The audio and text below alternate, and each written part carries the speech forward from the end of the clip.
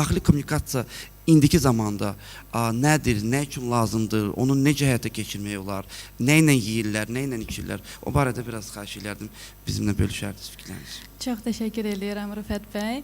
Mən də öz növbəmdə tədbirin bütün iştirakçılarını salamlayıram. Hazırda bizimlə burada olduqları üçün təşəkkürümü bildirirəm. Daxili kommunikasiyadan danışacağım, bəli, amma auditoriyamızın əksəriyyəti marketoloqlar olduğu üçün çalışacağım daxili kommunikasiya ilə branding və marketinq arasında paralellər keçirdim. Onlar arasında bu əlaqəni göstərim. Keçək, mən də Sona xanım kimi istəyirəm məhfumlarla başlayım. Daxili kommunikasiyanın əgər nə olduğunu demək istəyiriksə, Sona xanımın da qeyd elədiyi kimi hazırda korporativ kommunikasiyaların ümumiyyətlə əsas məqsədi stakeholderlarla əlaqələri təmzimləməkdir. Daxili kommunikasiyada isə bizim stakeholder qrupumuz şirkətin əməkdaşlarıdır. Vəzifəsindən asılı olmayaraq şirkətin əməkdaşları. O zaman daxili kommunikasiya nə olmuş olur? Çox sadə, bəsit dillə desək, daxili kommunikasiya şirkət əməkdaşları arasında o məlumat mübadiləsidir və mesajların düzgün ötürülməsidir. Bəs daxili kommunikasiya onda bizə ümumiyyətlə nədə kömək göstərir? Əsas şirkətə necə dəstək verir? Yenə də sadə definition deyəcəm, daha sonra isə bir-bir onu detallarına bir yerdə keçəcəyik. Çox qısa desək, daxili kommunikasiya şirkətin ümumiyyətlə organizational goal, əsas hədəfinə çatmaqda köməklik göstərir. Necə edir bunu? Daxili kommunikasiya strategiyası vasitəsilə. Daxili kommunikasiya strategiyası ümumiyyətlə şirkətdən, biznesdən asılı olaraq əlbəttə ki, dəyişə bilər, amma elə daxili kommunikasiya hədəflərimiz var ki, hansılar ki, biznesdən asılı olmayaraq, fərqli olmayaraq, daim daxili kommunikasiya funksiyasının qarşısında qoyulur. Onlar hansıdır? Birincisi, Sona xanımın da qeyd elədiyi kimi, necə ki, biz stakeholderlara çatdırmalıyıq şirkətin ultimate goalunu, vizyonunu, missiyasını. Eyni zamanda biz əməkdaşlarımıza da şirkətin strategiyasını, şirkətin baxışını, missiyasını çatdırmalıyıq. Əməkdaş şirkətdə çalışaraq bilməlidir ki, yaxın və uzaq gələcəkdə şirkət öz qarşısında hansı hədəfləri qoyub və hara çatmağı planlaşdırır. Bu birinci mərhələ məlumatlılıqdır strategiya barəsində. İkinci mərhələ daha advanced level, əməkdaş yerində oturub fəaliyyət ki, göstərir gündəlik olaraq, o bilməlidir ki, onun gündəlik fəaliyyəti yenə də bu ultimate goal strategiyanın çatmasında hansı töhfəni verir. Yəni, əgər bizdə risk departamentində bir analist oturubsa və gündəlik olaraq əməliyyat risklarını hesablayırsa, o bilməlidir ki, nəticə etibarıyla onun gündəlik gördüyü bu iş şirkətin strategiyasına daxil olan hədəflərə çatmaqda onun rolu nədən ibarətdir? Bu bir daxili kommunikasiya hədəfidir. Növbəti daxili kommunikasiya hədəfi hansı ki, yenə də biznesdən asılı olmayaraq mütləq qaydada daxili kommunikasiya strategiyasında yer alınmalıdır. Bu, korporativ dəyərlərin aşılanmasıdır.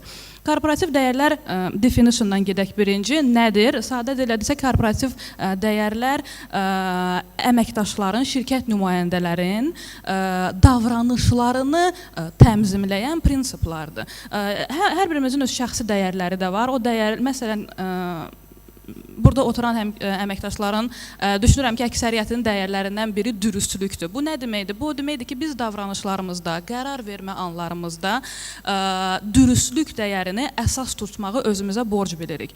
Eyni qaydada şirkətin də korporativ dəyərləri var. Hansıları ki, şirkətin gözləntisi budur ki, onun əməkdaşları qərar vermə zamanı, öz davranışları zamanı, üçüncü tərəflərlə münasibət zamanı bu dəyərləri əsas tutacaqlar. Və korporativ kommunikasiya funksiyasının, əsasən də daxili kommunikasiya funksiyasının əsas hədəflərindən biri bu dəyərləri düzgün şəkildə daxili auditoriyaya çatdırmaq və bu dəyərlərin yaşanmasına töhfə verməkdir. Bu oldu ikinci hədəfimiz. Bu ikisini deyəsən biraz uzun danışdım. Üçüncü, dördüncü hədəflərin üzərindən daha tez keçəcəm.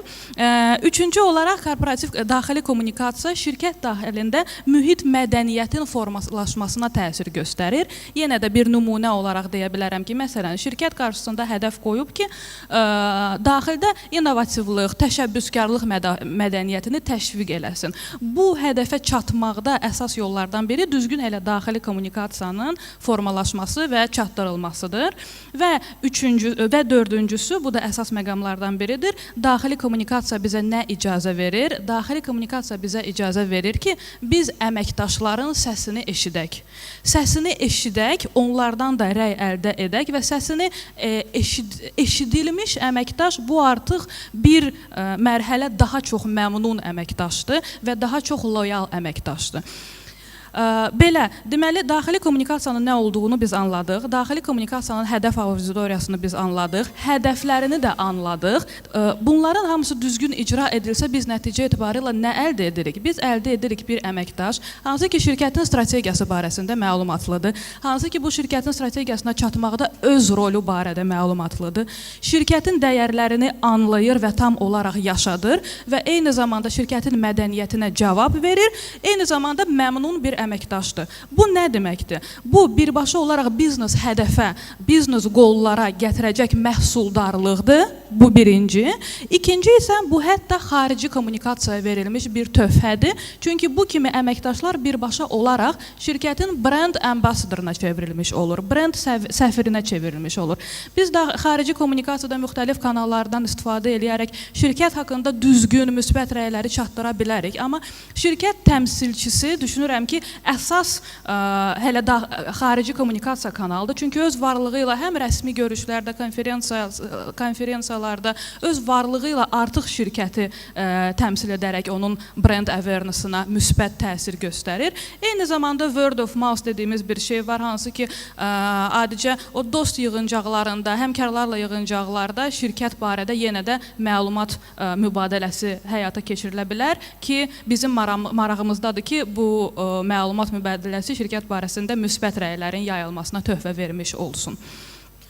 Bu da ikinci deməli töhfəsidir daxili kommunikasiyanın, hansı ki xarici kommunikasiyaya dəstək göstərmiş olur və dolayısıyla yolla yenə də biznes hədəflərə öz dəstəyini göstərir. Mən dünən də bu forumda iştirak eləmişdim, milli кейslarda. Orada səhv eləmirəmsə Veysel oğlu qrupun nümayəndəsi öz çıxışında hətta qeyd eləmişdi. Sual gəlmişdi ki, bəs şirkəti xaricdə tanıtmaq, regional mərhələyə çıxarmaq, qlobal mərhələyə çıxarmaq və gözəl bir cavab gəlmişdi ki, şirkəti, brendi ümumiyyətlə regional, qlobal səviyyəyə çıxarmaq əlbəttə ki, çox vacibdir və arzu olunandır. Amma bunu etməmişdən öncə ilkin olaraq milli bazarda, yəni daxildə şirkəti tanıtmaq, brendini möhkəmləşdirmək lazımdır. Eyni analogiyanı elə daxili kommunikasiya və xarici kommunikasiya arasında da düşünürəm ki, gətirmək lazımdır. Daxili kommunikasiyada güclü brend qurularsa, əməkdaşlara düzgün kommunikasiya yetirilərsə, bu o deməkdir ki, biz artıq xarici kommunikasiya hədəflərinə də az da olsa çatmış olacaq. Çox sağ ol Aytaç.